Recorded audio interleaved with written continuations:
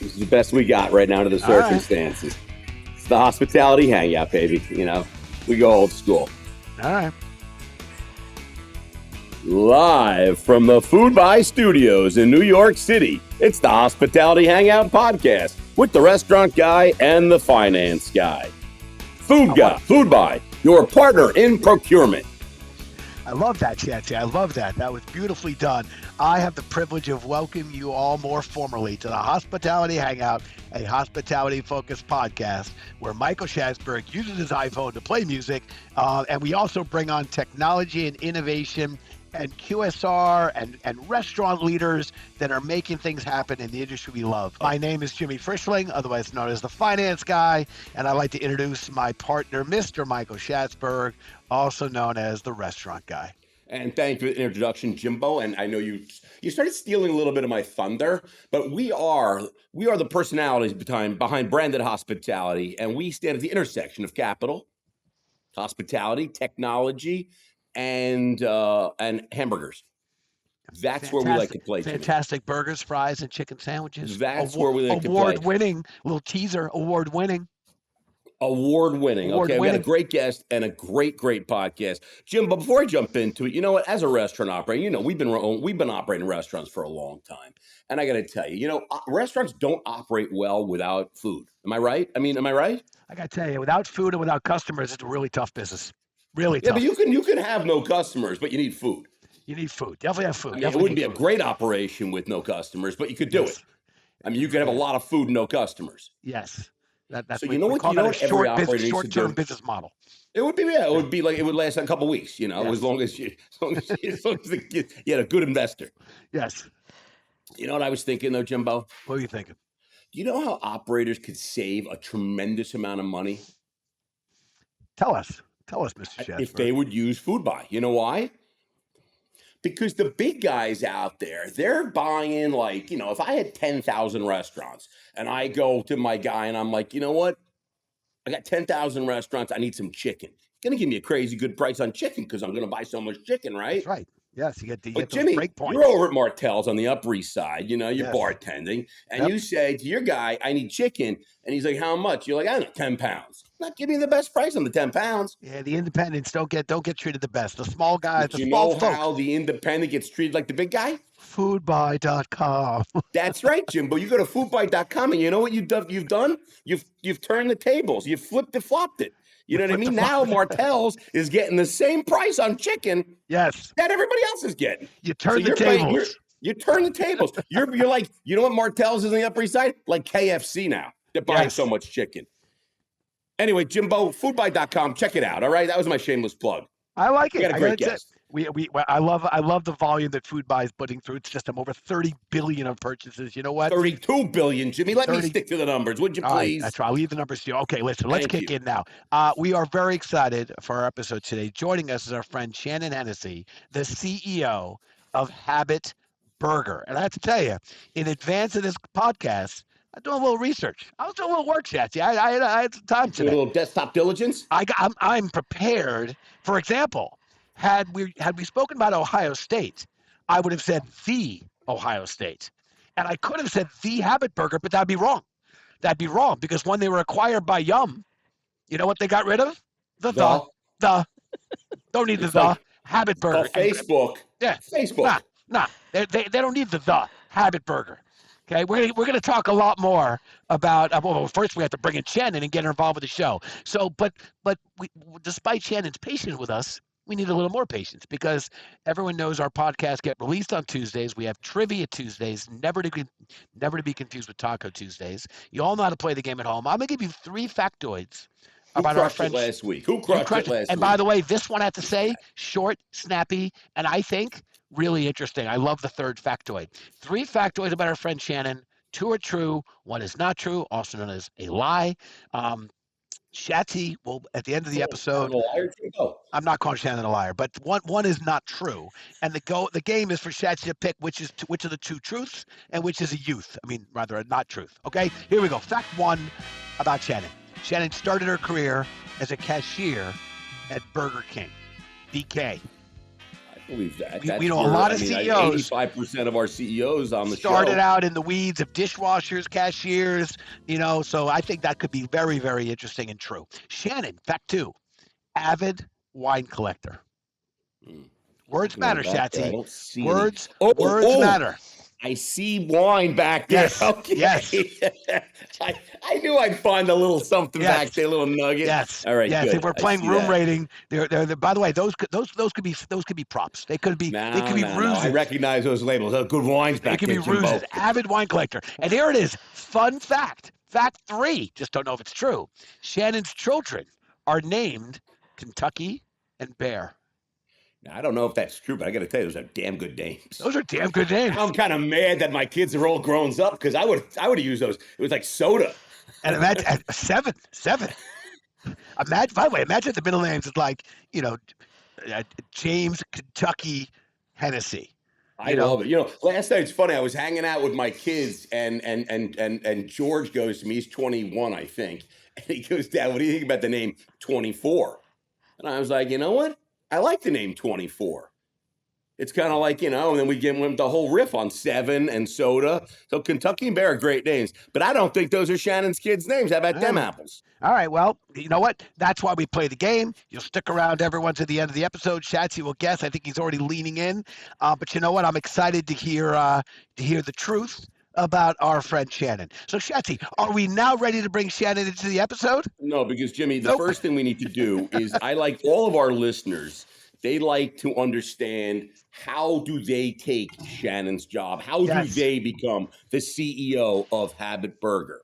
Yes. And what I like to do is tell our listeners how they, too, can be the CEO of Habit Burger and knock Shannon out. How about emulate her success by Survivor. Shatsy's Survivor game. Yeah, it's a great idea. I like that. CEO Survivor. Okay. Well, Shannon's first job was filing papers at her dad's dentist office. Yes. So if your father or mother isn't a dentist, you have no shot. You have no shot at Shannon's job. Yeah. So anyone whose parents are not dentists, you're out. You cannot be the CEO of Habit Burger. However, there are other jobs out there for you, just not this one. She went to Wharton, by the way. Got a finance and marketing degree. Okay. Kellogg School of Management. Jimmy, I mean, these are very good schools. Right? I'm right? Creme de la creme. And by the way, Shatsy, it is the Wharton School. Yeah, it's like the Habit Burger. No, it's Habit Burger. Oh, it's not the Wharton School? No, it is the Wharton School. It's the Wharton School and it's Habit Burger. Correct. Gotta keep you on your toes. And then she went to the Kellogg School of Management. No, just Kellogg School of Management.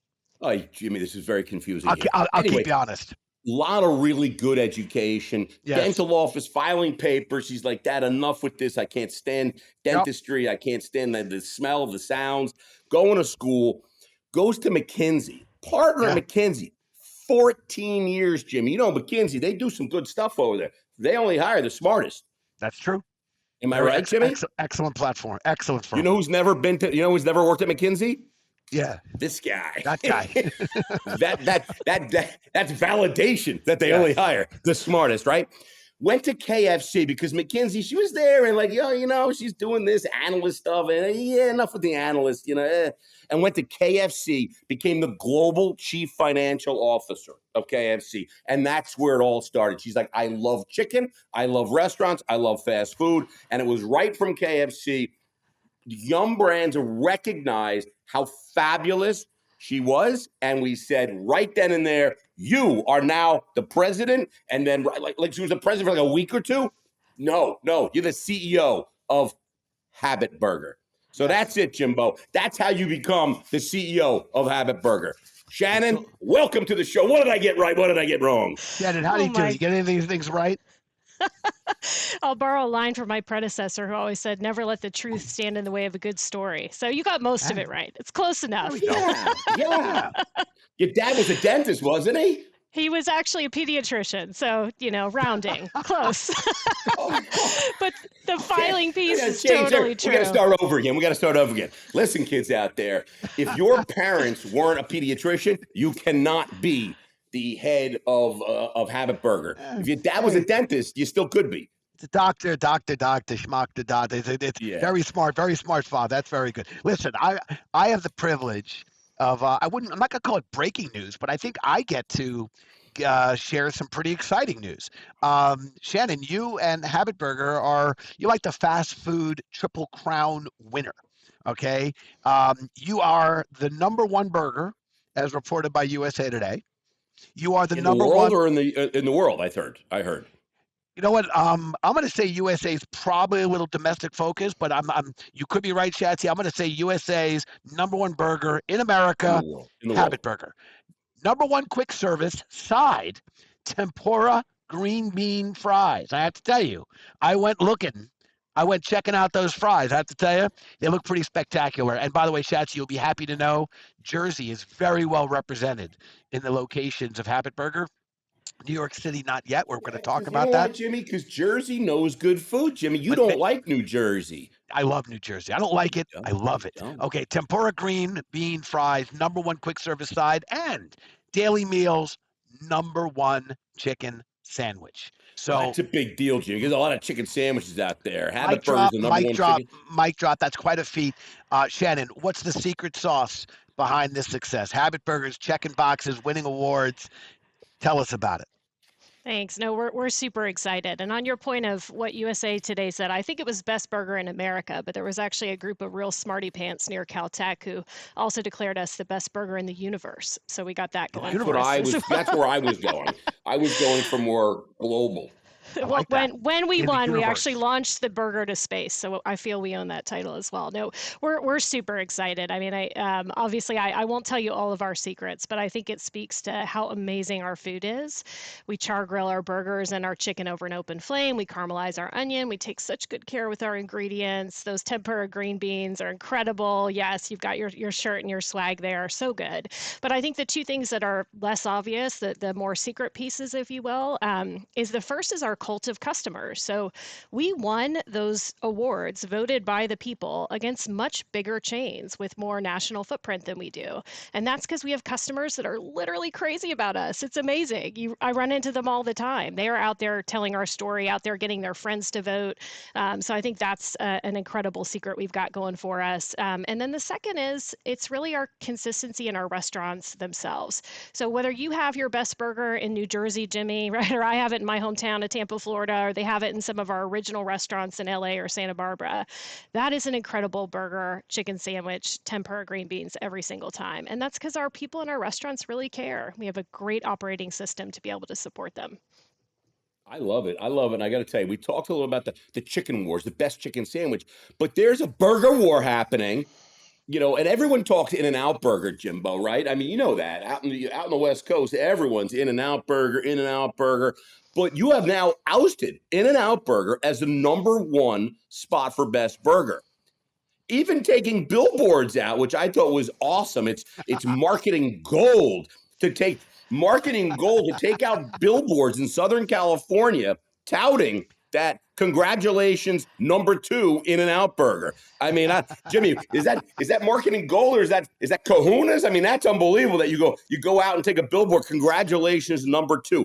Can you share a little bit more about how this campaign was received and how you're still even alive that you can go and do that and not? I mean, you should be have Secret Service protecting you from wherever you go. You certainly can't go to Southern California without protection, I should imagine. I feel like doing this podcast is a little like Saturday Night Live. I have to stop laughing so much so I can answer your questions. Oh, no, laugh. It's good. It's good. We love it. We love it. No, it's been a ton of fun. I mean, this campaign is lit a fire for sure. When we won Best Burger, which was back in July from USA Today, first thing we did, of course, was party. Right? We gave free burgers to all our app users. We sent the burger to space. We had a lot of fun. And we noticed we got a lot of press coverage about it. But the press coverage wasn't just about the fact that we won. The press coverage was that we beat some amazing other players out there who also make really good burgers. And in particular, a lot of the headlines were about beating our California friends over at In-N-Out. So we thought it'd be really fun to reignite the Better Burger Wars. And we took out billboards right near their restaurants. So you literally could see the restaurant, see the billboard. You could see the billboards from their restaurants, from their drive-thrus. Congratulations, number 2 burger. Congratulations on number 2. So we ranked number 1, In-N-Out ranked number 2, Five Guys hilarious hilariously ranked number 5 for the record. So it's just, we thought we'd give them a little tongue-in-cheek congratulations. And it just got everybody out and talking about burgers. I mean, if you read the social comments, our fans were out telling everyone, I can't believe you've never had the habit. You need to try this burger. It's absolutely the best. The In-N-Out fans came out.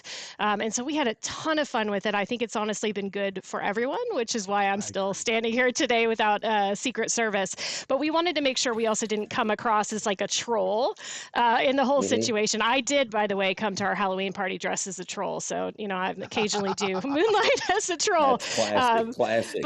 But we wanted to end it in a classy fashion. And so just about a week ago, we actually put another open letter in the LA Times, and we invited In-N-Out fans to our South Pasadena restaurant over the past weekend to squash the beef. Because what does America need right now? We need to come together.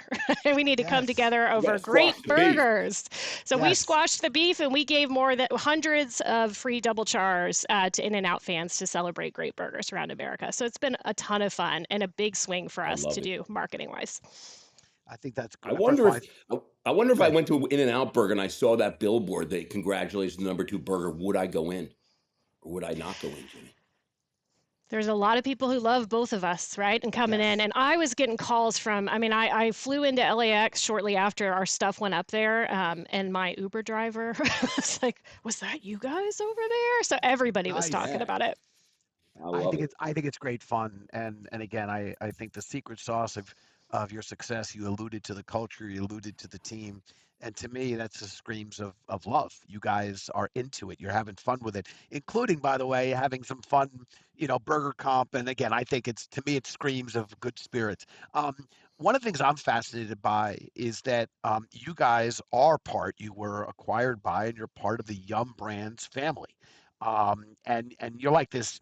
To me, I look at it, you guys, even the way you're describing the marketing campaigns is kind of, you're like the scrappy startup sibling to these massive brands. And also you're winning awards for your food, your brands. So how do you balance maintaining Habit's unique identity while also tapping into Yum's, prowess, resources, their just size and girth in this industry? I feel like everyone at Taco Bell is jealous. Are they jealous, Shannon? We're jealous of them some days too.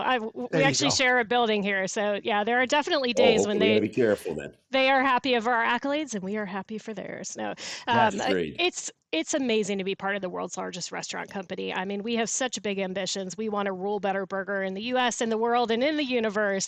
So it's a huge secret weapon to have at our disposal. But Jimmy, you're right. We are different than our sister brands. And I would tell you, I think Yum knew that completely when they bought the Habit. They are never trying to make us something that we're not.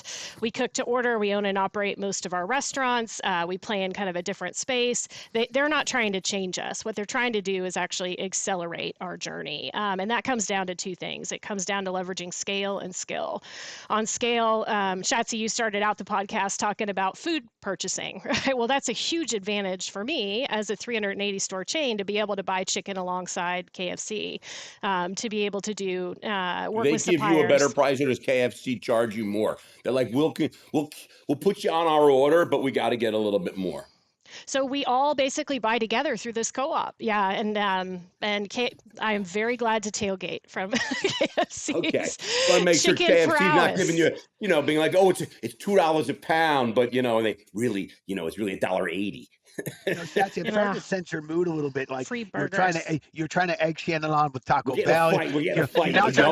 You were egging her on with In-N-Out. You're egging her on with Kentucky Fried. I see what you're doing, Shatsy. I see the mood you're in. Yeah, you're trying to get a little the fight family. Going there.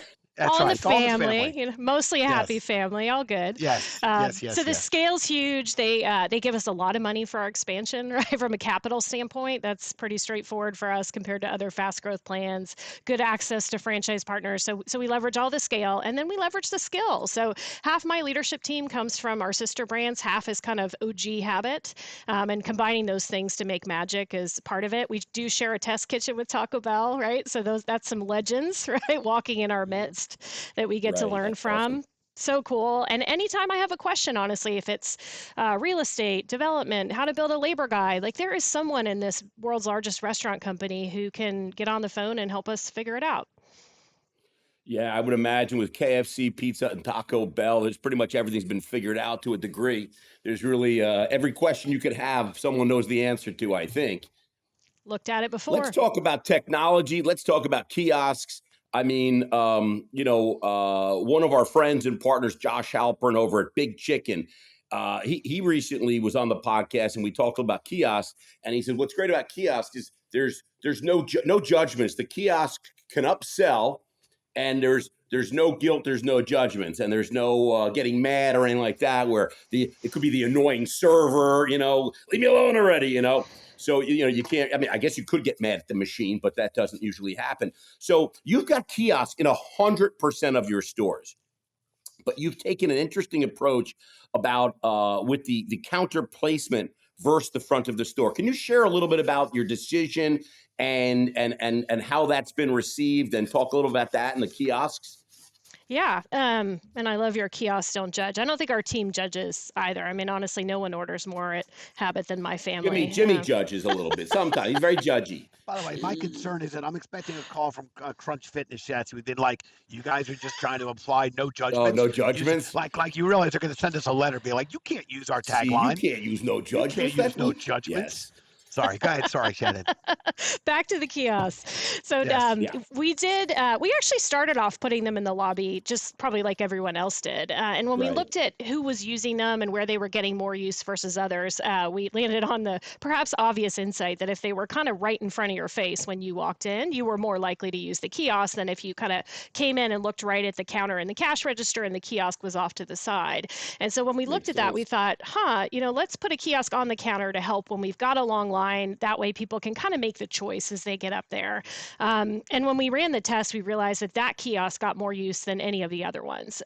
So as we were making a whole bunch of changes in the restaurant this year, alongside the $20 minimum wage in California, we basically put them on all the counters across the restaurant. And we do Shannon, see is it just like true that the kiosk idea was your idea, that you were getting all the people at Yum wanted the kiosks off in the lobby, and you were like, no, it's got to go in the front, and that was your idea? That was a McKinsey idea. Yet, true or false? big argument between me and Taco Bell. Not at all. They I have knew it. great I knew it. kiosks You as see, well. Jimmy? I knew it. He's Stirring the pot, trying. That's some Chatsy. McKinsey You're in Trying. it. stirring the pot.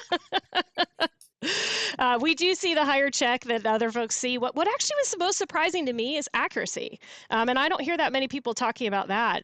What we we were actually talking to all of our operators in May and looking at some accuracy data. We made a lot of headway on accuracy this year, and we pulled up, and the most accurate order channel for us was the kiosk, and we were like, "Whoa, like what's going on over there?" And then, of course, it's actually quite obvious when you think about it. Customer puts in the order, customer makes sure the order is right, right before it goes into the kitchen. How many times Right. when you're up there ordering for a thing and you say no pickles, no lettuce, it just things can get missed, right? And in that piece. So that's been a pleasant surprise. I know if I was like getting orders at, like, if I was at, not, if you came to me and you said I don't want pickles, or I don't want, I would get it all wrong, because I wouldn't even be listening to you. I would just not be paying attention, and I just know that I would just be like, I don't even know what they said. I know it. I know, because I used to bartend, and it was overwhelming to me just trying to figure out how much four beers cost, and then it, like, charging you. It was, so I'm glad there are kiosks. I feel like Yeah, it really helps. Shannon. If I was a kiosk, I'd be a terrible kiosk. Yeah, Shachi was he was the most popular bartender we had because he struggled to get the orders right and then run the register. So he would basically just pour the drinks and say, "You'll get me later. You'll get me later." So Very so we popular though, Shannon. very Everyone loved it. very popular. Listen, Note to before we self: move on, don't hire Shotzi as a cashier yes, in our stores. I got it. Right, right. But yes, there's other things yes, I'm good at, though. I have other qualities. yes, indeed. Listen, before we move on, I want to talk about the changing landscape, and I think some of the numbers that we learned about Habit Burger are just so symbolic of kind of this landscape change. You're seeing more than 40% in digital sales, which I think that's an impressive number outright, but it's even more so when you think about your model is cook to order concept. So that is even the fact that you're getting that type of digital sales for the cook to order brand that you are. How did you manage that pivot from the traditional dine-in, to meet the convenient demands, or the convenience that people demand, the delivery, the digital, to today's customer, while maintaining food quality. That's really what I'm trying to get into. You're doing the digital Jimmy, you sales. could have just said that. I mean, it was a long-winded way. Yeah, It's a long question. it's kind of my thing. It's kind of my thing. Sure. Shannon, there you go. The pivot, got it. The pivot. Right. The pivot. Yeah, Yes. I think this is one of the most impressive parts of the Habit story, actually. So more than 60% dine-in coming into COVID, thriving right after customer behavior change. We've got a huge number of customers who now shop and consume the food somewhere outside the dining room, and as you mentioned, over 40% digital sales. When I started with the Habit, which is 2 years ago, we were kind of just coming out of COVID, because remember, we're California based, right? So that was one of the most locked down areas of the country. And the team actually, I think, had a little bit of scar tissue. I'm sure everyone in America did, having, swum through that, where I think they believed at that point in time that dine-in was going to come back. And it was pretty clear to me and a couple other members of the team that customer behavior had changed, right? People want convenience, they want great food, and they want it when they have it. And so we did have some family disputes and debates at that moment, not between Taco Bell and us, but intra-Habit, kind of landing on what we thought the future would look like and how we would show up. And some of that fear came from a really, really good place, because we care so much about having great food and great experience, and we believe that the right way to do that was in the dining room. But we sell mostly to families, right? People on the move. And sometimes they want to come in and have a great experience in our dining room, and sometimes they want to let us know they're on their way and pick up the food and take it elsewhere. So we had this huge mindset shift about two years ago, where we said, this isn't actually a temporary situation. Like, we want to win. We want to win with our customer and have a modern experience. And that changed just a whole bunch of ways in how we approached it, how we thought about the kiosk, how we thought about the digital order input as one of the ways customers are going to engage with us.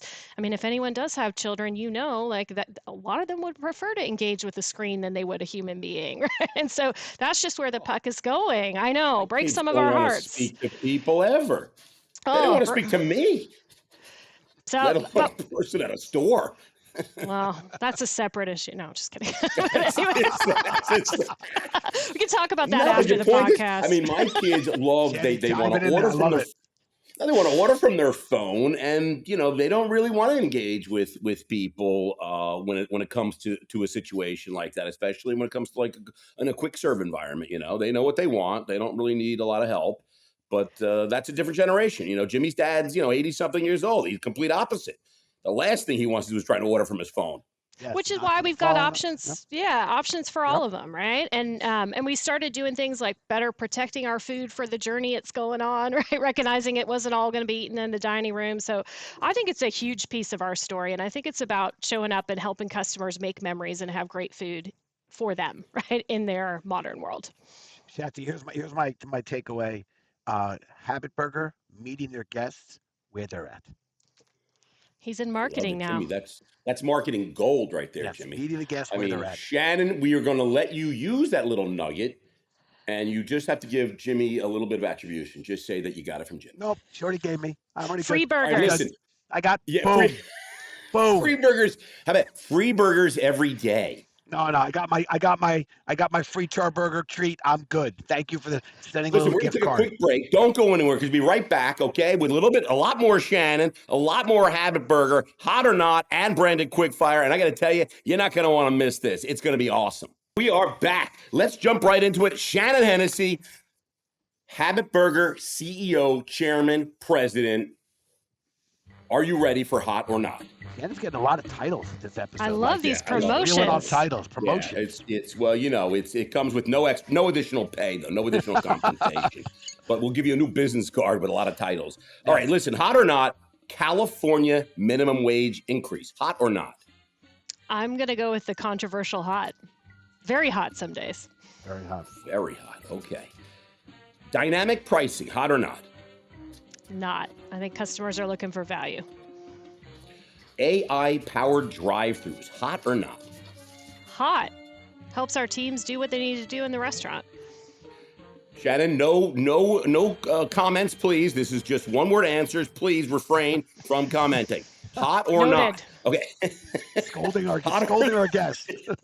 hot or not? This is our show. Hot or not? Just taking all the thunder away from you, Jimmy. Hot or not? Instagram proposed Instagram Purpose. dishes. Instagram purpose dishes. Hot or not? Sometimes hot. That's 2 words. Warm. You're allowed. Warm. By the way, Okay.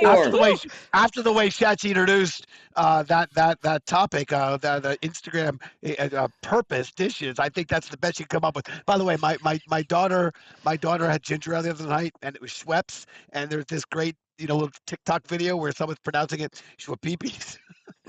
And my daughter and my daughter just cracks up about Schweppes and somebody missed the pronunciation. I want to dive into. All right, Jimbo. Now you can opine. Yeah. She gave a hot. Shannon gave a hot to California minimum wage increase, but it was kind of a reluctant hot, and that's politically a topic. correct. Yeah, but let's leave that one alone. I want to jump into AI-powered drive-thrus because you jumped on that one with a hot. You talked about very quickly at how it helps your team. So could you expand a little bit? That's when I started yelling at her not to do that. Thank you, Jimmy, for recognizing the wisdom of my answers. Yes, but talk a little more about the AI-powered drive-thrus. I think that's really interesting. Yeah, I do think they're really interesting, actually. AI is like a bicycle for our teams, right? A bicycle for our brains. And if we can help it go further, faster by giving them the tools, that's the way I think about it. So this is one of those things we probably never would have been able to dabble in without being part of the Yum family. But with their support, both they and Taco Bell started testing AI in the drive-thrus about a year ago, actually. And it was cool to watch because AI is quick, right, in taking an order. They, quickly, kind of like we were talking about with the kiosk, show back to the customer what it is that they've ordered. So it's good on accuracy. They don't judge either. They're always upselling. So higher ticket. And in the very beginning, our teams, just like with anything new, they would want to hop in and kind of help the AI, right? If it got a little bit stuck, and we had to coach them to kind of stand back, and that's all right, let it go. And if it, at some point, if it really does fail out, you got to hop in and help it, but a lot less than you think. And as they started letting that happen more and more, our teams were like, this is awesome, because it's hard. If y'all have ever worked a drive-thru, it's a lot, right? You're talking to someone over here, filling up the drink, like, oh, it's a lot going on. I'm asking them to check for accuracy. And so to have something that's just automatically feeding into our order terminal, and they can focus on the other things, they really, really like it. Yeah, I like it a lot too. Does is that Habit Burger, is that AI a drive-through unique to Habit Burger, or is that something shared amongst the other brands in the family? So Taco Bell's actually a little further ahead than we are on it, and KFC's jumping on to AI-powered drive-thrus right now. Yeah, so I think you'll be seeing this in a lot of places. What can we do to derail KFC and Taco Bell and elevate? What can we do? Is there something we can do to mess it up? All in the family. Should we go on Yelp and tell them how bad it is over there? So different. So everyone's using it, but different stage and different phases of the maturation. But I think we all believe in it, right? We believe this is where it's going. I mean, Pizza Hut has less of a drive-through estate, right? So probably won't be as big an idea for them on the drive-through, but it's a bigger idea in order entry overall. Yeah, so we're all pretty pumped about figuring out how we get it out to more drive-throughs quickly. And as you expand and grow throughout the country with these AI drive-through, do you find does it become more difficult for the technology when the dialects and things like that change as you go regionally, or it's just so unbelievably intuitive that it just learns? So it learned kind of in a lab environment for a while before we put it out in the field. And I mean, it was like a sport here at the office trying to figure out how to trip that thing up. I have 2 members of my leadership team who are not Native Americans, so got to learn on a British accent and a Polish accent. And, it's kind of blows your mind how many ways someone can order a charburger combo, right? Because they'll say, I'll have a number 1, or I'll have a charburger, and then would you like cheese with that? And would you like fries with that? And so it had to go through all of that. But it kind of just, I mean, it moves faster and smarter than I am, right? Like figuring these things out I super can't quickly and believe getting better. Shannon, it's not smarter than you. Shh, don't tell my boss. Yeah, that's ridiculous. I love it. I got to tell you, that was awesome. All right, listen, we're going to jump into the food service feud, I think, right now, because we're running short on time, okay? Shannon versus Jimmy, food service feud. You're going head to head, okay? We served over 1 trillion people and asked them a question, okay? And you guys are going to tell me what the number one answer is, okay? Here we go. And I'll by the way, I'll give you the top answers, okay? I don't want you to just, I'll give you the top answer. You tell It's me what's like number one, Family all right? Feud. I see you've been building It's towards our this own whole version. Family Feud Well, the whole time. Yeah, for Jimmy, I gotta give him the it's multiple choice, you know, for Give Jimbo. us the answer. We have to guess which one's the highest ranked answer. Yes, Gotcha. yes. All right. Name something people always argue about when ordering takeout, okay? Here we go. Is it who pays? Is it which restaurant to order from? Whether to tip? Who's going to pick it up? Whether to get appetizers? What is the number one answer? Jimmy, do you go first or does Shannon go first? I forget. I will give Shannon choice. If you'd like to go first or second, I'll give her choice. I'm going to let Jimmy go first, see what he says. All right. So I think all are clearly, I think you said you... You want me to ask? Do you want me to give them to you again, Jimbo? No, I heard who pays, what restaurant, do you tip, who's picking it up, and do you want appetizers with a 5? All good choices. I'm going to say when it comes to takeaway, question number 1 is who's picking up. Who's picking up? That's my number 1 answer among the 5. Okay, that's what Jimmy. Shannon? Oh, by the way, that's not the number one answer. Shannon, would you like to take a guess? Because you can steal and win everything for the Hennessy family, and make everyone in the Hennessy family incredibly proud. What do you want to go with? I'm torn between 2 answers, which restaurant and whether to tip, because I get a lot of questions around tipping. I'm going to go with which restaurant. I will help you out. I will help you out with this because Jimmy's not listening right now. I'm going to think she said it was, she locked in her answer. She said which restaurant? Excellent. She went with that. Which What are you going to go with, Shannon? Which one do you want to go with? Which restaurant, please, Shatsy? Ding, ding, ding, Shannon, big winner, big winner. That's right. We asked 100 trillion people, and the number one that always argue about when ordering takeout is which restaurant to order from. Jimmy, it is not who's going to pick And up. what was the number 2 answer? Whether to tip. Whether the tip was 2. That Shannon had 1 and 2. Yeah, well, look at it. McKinsey, Shannon, right. Jimmy. Hello. And then what was By the 3? way, it's number 3 was who's going to pick it up. Yeah. Jimmy, we know that's always you in your household. Yes. And whether to get appetizers, number 4, and who pays is number 5. There we go. So that is it. Jimbo, let's go back to Tuesday trivia, man. Yes. At the top of the show, remember, I gave 3 factoids about our friend Shannon. Shatsy's now going to tell us which he believes are the 2 truths and which is the less than truth. Shannon started her career as a cashier at Burger King, the BK. Fact 2, Shannon's an avid wine collector. Do not let the bottles of wine behind her on the desk fool anyone. Those are props. Those are ruses. Fact number 3, Shannon's children are named Kentucky and Bear.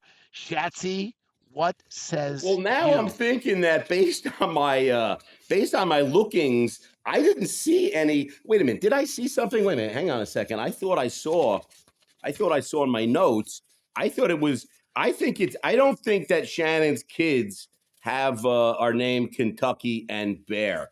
I'm going to say that is not true. I don't know what her kids' names are. I like the name Kentucky and Bear, but I don't think so. All right. I just think that one is so out there that I'm going to say I think that is true. I don't think she was a cashier at BK. But okay, I don't know my let's notes play. here. I thought she went from the dentist. She went to she worked at a. All right. By the way, that's why we play the game. Shannon, Yeah, but wait, which is the truth? But if I had my notes, I could cheat a little bit. No, I don't want you cheating. Shannon, we're bringing you in. Wait a minute. I got my notes here. Now I looked. He's going back for a second try. No, yeah. She was never at Burger King. She was at KFC. That's what I said. She was never at Burger King. All right. She was never at Burger King. Shannon, what says you? Changing both everything. You were never right. at Burger King. In the end, my children are named Kentucky and Bear. I never worked at a Burger King. I tried to get my first job actually in quick service. My brother got hired as a pizza delivery guy, and no one hired me. No one hired me. So And anyway. after the show, if you'd like to talk about that, for an hour, $150, and I could sit Yeah, and there I and feel listen to like you. I feel that what you just shared, I now have two stories. One is Michael Jordan got cut from his varsity basketball team freshman year.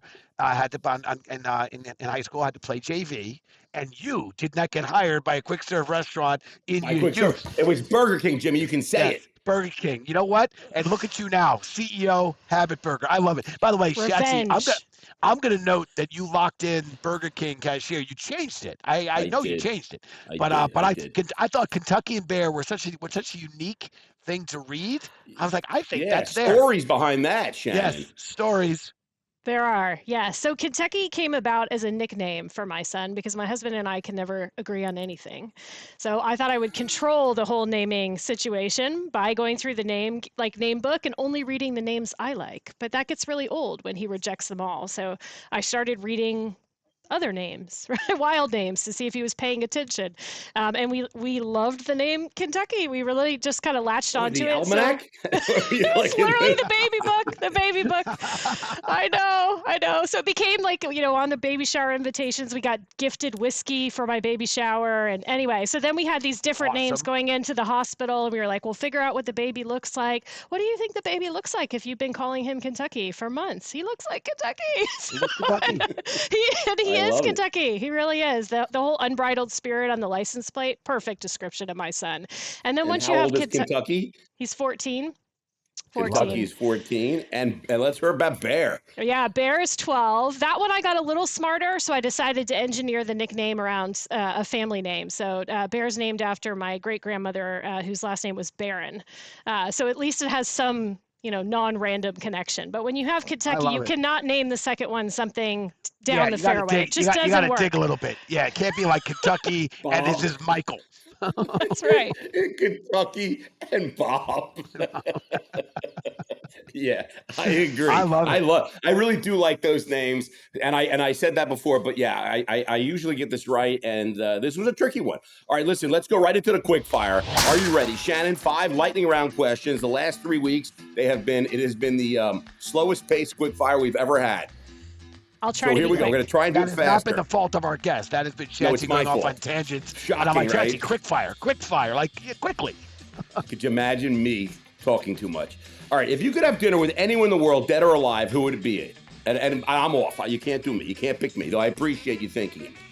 I'll buy you some burgers. I go with Ruth Thank Bader you. Ginsburg.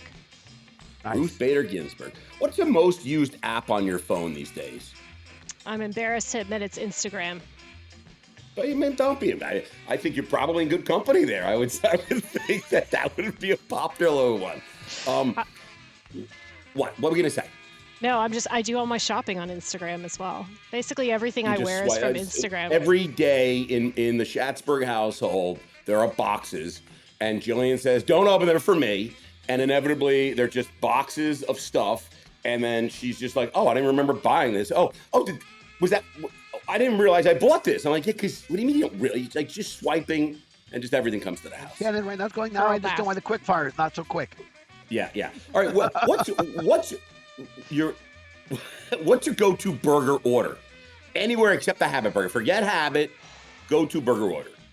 That's hard because I don't really eat burgers outside of the Habit. I literally wait until I'm back in Habit territory to eat a burger. At the Habit, breaking the rules. Let's go back when you were at Okay. in school.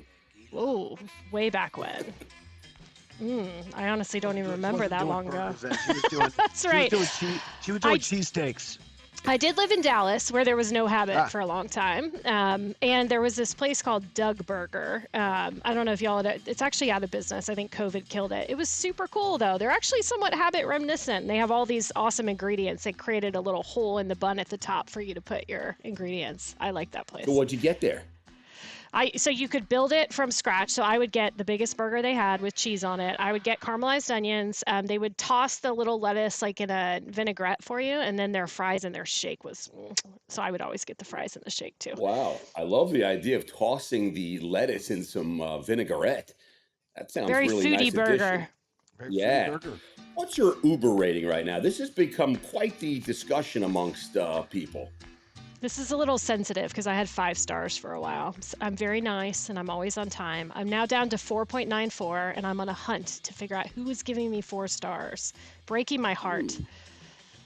So you were a 5. So there was a time where I looked at Uber and it was a 5.0. It was a solid 5 and I had like hundreds of reviews.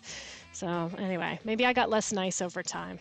Well, either way, Shatsy, she's crushing our Uber ratings. I mean, I know Do you tip? Do you tip or are you just always on time? Like, what's your secret? I do tip, but I think they have to rate you before they even see that.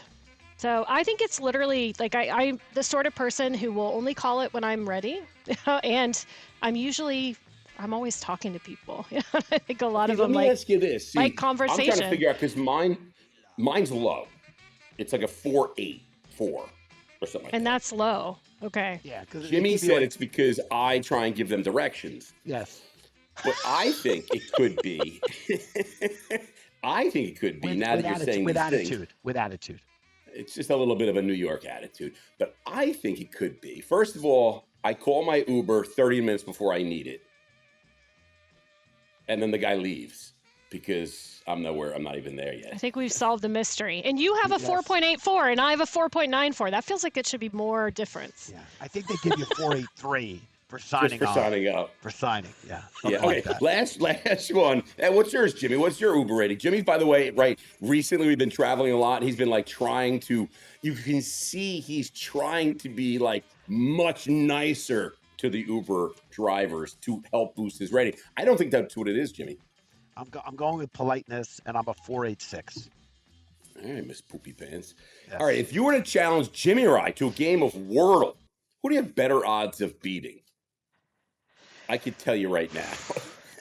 Oh. I mean, Jimmy writes our newsletter every Friday and puts it out on Saturdays. The guy is like, he's a real writer. Doesn't mean I talk good. 4-letter words. So if Wordle has anything more than 4 letters, I'm out. I do bet I could beat you both, honestly. I'm pretty good at Wordle. I'm not quite as good as my 12-year-old, but I'm pretty good. But if I had to pick one for better odds, I'm going to go with you, Schatzi, because you said you couldn't remember the orders in the restaurant. So I feel like I could take you. I would be terrible. I think 100% you would beat me. All right, Jimbo, I got to tell you, you win again, Jimmy. You win again. Yes, but she was very confident she could beat us both, and I have to tell you, she's probably right. You know, that whole Wharton Kellogg combo, McKinsey. That's a strong trio. That's a strong trifecta. Oh, and by the way, McKinsey for like 14, 15 years, Jimmy. Partner. Yeah, it's good. Yeah. Listen, no, Shannon, we want to thank you so much for joining us on the podcast. We do have a lot of fun doing the show, and mostly because we get to meet great people. We love this industry. We're super excited about what you're doing with Habit Burger. Continued success. Love how you guys are part of the Yum family and also really carving out your own lane on that family. And that's a hell of a family to be part of. And you guys are excelling and representing the entire ecosystem of Yum incredibly well. If you want to get in touch with Shannon directly, you can email the podcast team at podcast. I have her cell phone, Jimmy. That was a season 1 rookie move. We don't do that anymore. But listen, we're super excited, Shannon, to watch you guys continue, win awards, get recognition, take down that other burger joint that's kind of lefty righty, in and outy, something like that. Belly button joint, in and out. That's right, in and out. That's good fun. And I'll pass it back to my boy Shatsy to close us out today. Yeah, thank you, Shannon. Thanks, everybody, for listening. And listen, if you haven't already, subscribe to the Hospitality Headline, hospitalityheadline.com. It is our newsletter. Comes out at 6 o'clock every Saturday morning like clockwork. And I got to tell you, it is making things happen, and people are going crazy. And I got to tell you, nobody knows how to get on the B list. But I got to tell you, if you sign up for the headline, word is that the first 100 people that sign up for the headline today automatically get on the B list. You heard that here. Cheers, everybody.